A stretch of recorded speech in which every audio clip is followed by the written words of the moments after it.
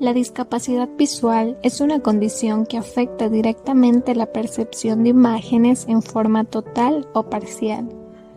Se habla de discapacidad visual cuando existe una disminución significativa de la agudeza visual aún con el uso de lentes, o bien una disminución significativa del campo visual. Por otro lado, encontramos las clasificaciones funcionales en relación a la tipología de la discapacidad visual, las mismas que están basadas principalmente en el criterio pedagógico o educativo, aunque teniendo en cuenta siempre el criterio clínico.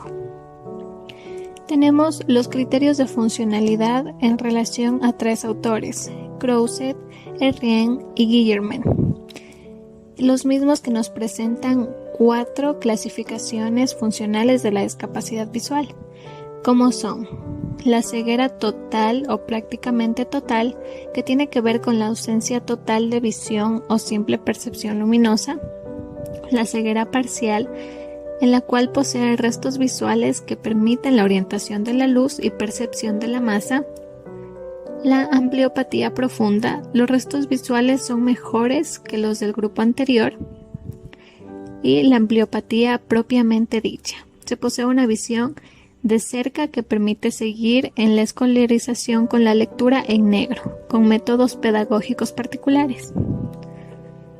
Como siguiente criterio de funcionalidad tenemos el del autor Bárraga, en el que nos presenta 4 criterios.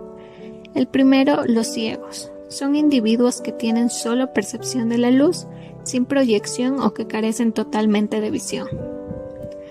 Los ciegos parciales, personas que mantienen unas posibilidades mayores que los anteriores, tales como capacidad de percepción de la luz, percepción de bultos y contornos y algunos matices de color. Personas con baja visión. Personas que mantienen un resto visual que les permite ver objetos a pocos centímetros.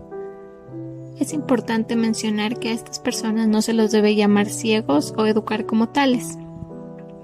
Finalmente, limitados visuales, que son personas que precisan una iluminación o una presentación de objetos y materiales más adecuados, bien utilizados lentes o aparatos especiales.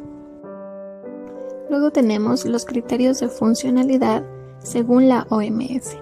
La ceguera como discapacidad nos presenta 4 tipos de discapacidad. La primera, discapacidad para la lectura del lenguaje escrito. La segunda, discapacidad para las tareas visuales de conjunto. La tercera, discapacidad para tareas visuales de detalle. La cuarta, discapacidad para la lectura bilabial. Finalmente, encontramos el criterio médico, según la OMS, que es la ceguera como deficiencia. Primero, deficiencias de la agudeza visual. Segundo, ausencia de ojo. Tercero, deficiencia visual profunda de ambos ojos. Cuarto, deficiencia visual profunda de un ojo con visión disminuida en el otro. Quinto, deficiencia visual moderada en ambos ojos. Sexto, deficiencia visual profunda de un ojo. Séptimo, deficiencia del campo visual. Y octavo, otras deficiencias de distintos tipos. Es importante mencionar que existen un sinnúmero de barreras para las personas con discapacidad, las cuales las genera la sociedad en general. Es por ello que voy a presentarles a continuación barreras para personas con discapacidad visual. Dentro de estas encontramos las barreras de actitud, las mismas que son los estereotipos, los estigmas, los prejuicios y la discriminación de las personas. Luego tenemos las barreras escolares, en las que encontramos la ausencia de señales auditivas que reemplacen la información visual y permitan entender mejor el proceso de enseñanza-aprendizaje. Luego tenemos la ausencia de literatura en braille o audio en las bibliotecas públicas y la ausencia de sistemas de escritura alternativos. Las barreras políticas. Estas tienen que ver con la negación al acceso a programas o beneficios financieros, sociales o públicos hacia las personas con discapacidad visual. También el negarles el acceso a la vida laboral. Finalmente tenemos las barreras de transporte, que son la falta de acceso a transporte accesible o conveniente para las personas con discapacidad visual. Estrategias para las personas con discapacidad visual. Estrategias de atención. Estas estrategias las deben llevar a cabo el docente. En la escuela, recorrer el espacio físico disponible en la escuela permitiéndole que reconozca por sí mismo muros, obstáculos, desniveles, etc., describiéndoselos anticipadamente.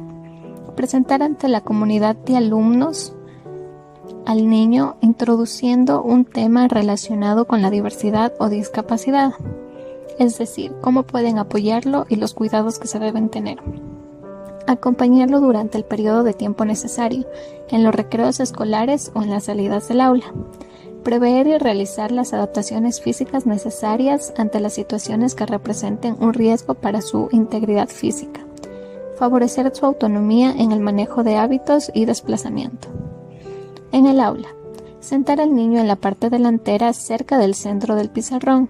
Suplir la percepción visual de los objetos mediante el tacto y el oído. Utilizar material concreto en 3 dimensiones. Proveerle de materiales y experiencias táctiles, letras de plástico o en relieve para su nombre plastilina. Permitirle sentir las letras. Contar con audiolibros para su esparcimiento y enseñarlo a manejar los aparatos de audio adecuándolos. En sus hojas de trabajo, colocar relieve en los lugares necesarios para facilitarle su realización autónoma. Finalmente, realizar adaptaciones para la identificación de sus objetos personales, es decir, cascabeles, relieves, texturas, etc. Conclusiones personales. Las personas con discapacidad visual pueden aprender a leer y escribir a las mismas edades que el resto de los niños y niñas a través del sistema Braille.